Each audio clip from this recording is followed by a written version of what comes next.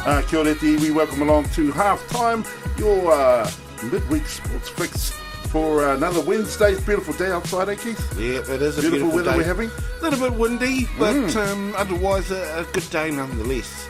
Absolutely. On the line we have, of course, Mr. Rino Wilkinson, all the way from Paeroa. Kia ora, bro. Yeah, kia ora, bros, and likewise with you guys. We've got beautiful sunny weather here as well, and lovely day. Yeah, again, had a little breeze around, but just lovely. Everyone's loving out the sunny weather, boys. Double whammy. I like that. Yeah, usually is. When it's nice over there, it usually is kind of, well, it should be. Not always, though, eh? It's not always the best over here, but it should be, usually. Anyway, it is a beautiful day. Beautiful day and beautiful, any day. It doesn't matter whether it's a beautiful day or a dark day or what. You can still talk about plenty of sport there, eh, Reno? Oh, yeah, just well, mate. I think any day these days, but listen, if you wake up, smell the fresh air and enjoy the day, you know. So, spring is on the way and daylight savings kick-started last weekend. People are still struggling, but hey, summer's not far. We'll be moaning and groaning. It'll be too bloody hot soon. Always the case, eh? Always the case. How true. How true. I just want to, I got to say that, boy, it was one heck of a weekend that we had gone. So much to talk about. What I'd like to do, because we don't really get to all too much, to start off with, I suppose, is a bit of rugby. Now, your team, the Thames Valley team, came over these ways in the weekend. Or was it? Did we go there? Either way, Poverty Bay went up against Thames Valley. It was a good game, but Thames Valley just able to scrape through with a win, eh? Yeah, right at the end there, I hear a penalty towards the 80th minute there. Got them home by 3 points. Not a close kick too, rather far kick, just about halfway. So 37-34. I knew Poverty Bay had it in the bag there for a lot of the game. Actually, they dominated most of the game and they had control of the game. But the Valley boys dug deep and just popped on through. Their penalty in the 80th minute came to rue the result for Poverty Bay. So, just one of those games. You win, doesn't matter how you win. A win is a win. I think the boys are happy. And, our Valley boys got a real tough game this Saturday. Hosting Horowhenua Kapa team. Again, will be a tough team as well. And I know you guys got another tough game in Taupo as well. Hosting King Country. But, the Valley boys happy with the win. Enjoyed the time as they do in Gisborne and with the hosting and everything. And, bring on next weekend. Yeah, indeed. How are your good boys looking like on the table, though, there, Reno? Yeah, looking not bad, actually. Song Fox is up in the top four, so just sitting there in amongst their top four. A couple of more points than the fifth team at this stage. So, I think they're pretty happy there. Maybe thinking about that first loss against West Coast at the start of the season. But hey, that's been done, dusted. Just got an approach game and doesn't get any easier. So, currently fourth on the table. And it'll be a tough one against Horowhenua Kapa, who are above them at the moment. Yeah. Not just that, but, Poverty Bay, I got to say, they're going to be struggling to make even the Hall Cup final the way things are going. I mean, they desperately needed that win in the weekend.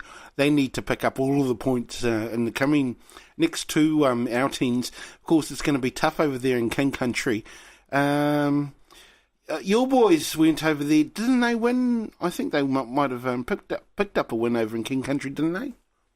Yeah. That was a massive day. King Country came to Te Aroha, actually. Oh, right. That's right. A huge day of rugby, and all the King Country teams, I think it was like 6 games in the one day a couple of weeks back.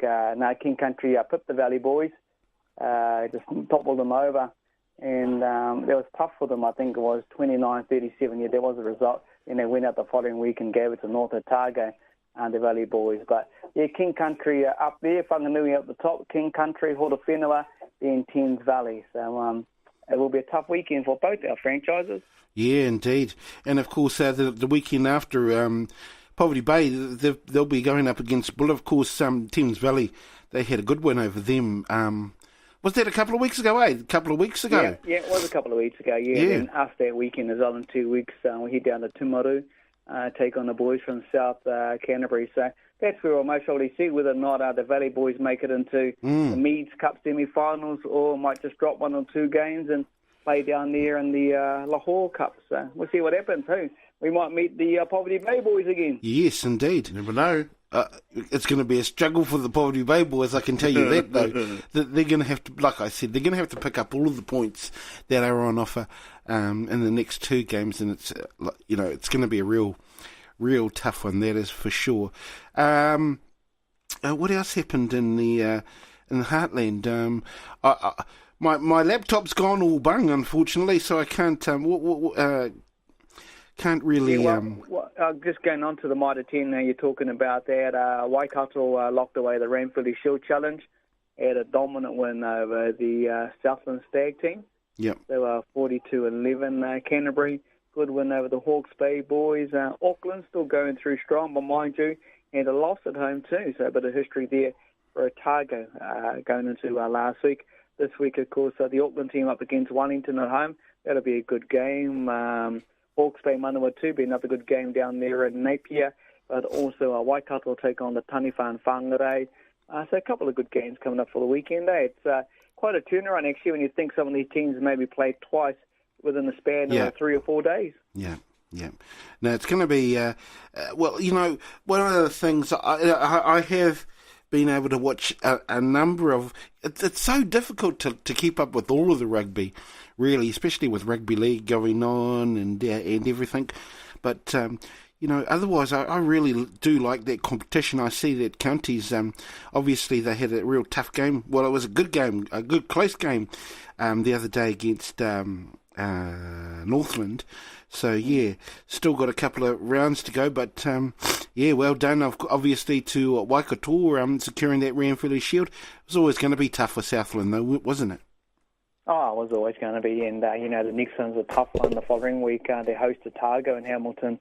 Otago will be coming to grab that shield. So, yeah, the Waikato boys seem to be getting their straps at the right time, at the right place, and like you just say, a couple more weeks to go, and then we'll get into the finals. Yeah. That's that kind of rugby done for the season. I know. I mean, looking forward to definitely watching the playoffs. I mean, it usually is, the real exciting part of the competition, isn't it, Reno? Yeah, totally. So we'll see what rolls out from there. And, of course, the other big game this Sunday morning, I think it is, the All Blacks in South Africa. The ABs have arrived and trying to, I would say, turn it around, redemption from their loss a couple of weeks ago. So we'll see how they go. The All Blacks going to be hard over there, mate. Indeed. And I'll tell you what, it was quite an interesting... I thought it was quite interesting to be able to watch the All Blacks a different time slot, I suppose, around about lunchtime it was. What did you think about that there? And I know, Double D, you got up specifically just to watch it, didn't you? Especially early to get to watch that one. Mm. And I was a bit, I was going for Argentina. Yeah. I was hoping Argentina would win. Okay. Yeah. Any reason why you went for Argentina? Because it'd be the first time they ever won against the All Blacks. Yeah. And what better time than now? That's why I said a draw. I didn't think they'd have it in them to win. Yeah, well, they've already done the draw thing. Well, years ago. Yeah. Back in 1985. Aren't they up for a win? They've come so far over the last few years. They've got a long way to go before they can notch up a win against the All Blacks. Well, Reno, what do you reckon, bro? Let's hope so. What do you reckon, bro? Reno, long way before they can notch up a win. They're always going to be that humid team that's going to be there or thereabouts. They'll be close. You'll have to get an All Black team that's not playing right, that's making a lot of mistakes, a lot of errors. You would think with the team that Steve Hansen selects, it's not the full strength team, but mind you, their whole All Black team is pretty strong right across. It's strong all over. But you would take your advantage when it's not your mainstream team, and I thought they would have done well. Well, hey, that result, though, 35-17, doesn't reflect on how the Argentinians played. They played hard out. They gave it hard out, and I've got to say they've done their fans and their country proud, actually, in that loss. Even though the All Blacks got the bonus point and won the whole rugby championship, the Argentinians played well. They played really well, and they're a lot better than what they have been in the years gone by. They didn't play well in the scrummaging, though, which is where they really lost it, I thought, in that particular game. which is, one of the things that traditionally Argentina have been strong in has been in their forward play. And they were strong in their forward play, but man, they were just all at pieces when it came to the scrum.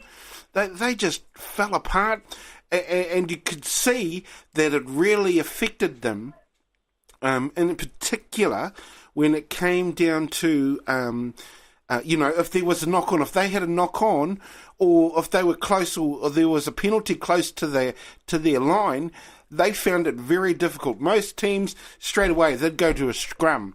The Argentinian team, sadly, because their scrums just weren't working, and I'm not exactly sure why they weren't working, but they just weren't. They would either go for a quick, they would either go for the line out, or in one occasion where they kicked it straight into the, who was the winger?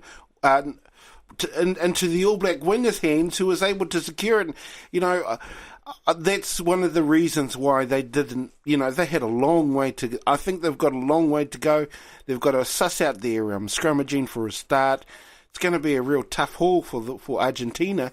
But that's how I saw the game. How did you see the game there, Rino? No, you pretty well summed it up, Keithy. You're right, they do have a long way to go.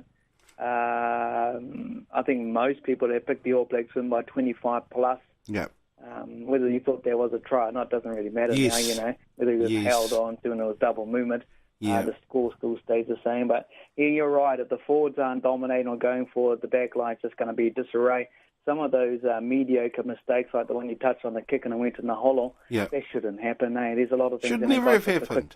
The halfback, and he actually lost the forward. The referee called him back, and he didn't play it on the right spot, so he's very lucky. It's just those little things. I wonder whether or not they get overexcited. Yes. Getting that prepared to play the All Blacks, and it all just goes out the back door. Just to know you're playing the boys in black, the number one team, and everyone wants to knock over, and it's the best team in the whole world. So, the build-up to it is exciting. The adrenaline's going like nothing. When it gets to the national anthem, you see it on their faces, the emotions, and the tears that come from them, so they're proud. At home too. And then when it gets to the kick-off, I wonder if they lose the plot sometimes. They do to an extent because they just want to have a fight sometimes. I don't know if that's in the Argentinian nature or the blood, because they're quite a fiery person if things don't go their way, and we see that quite a bit.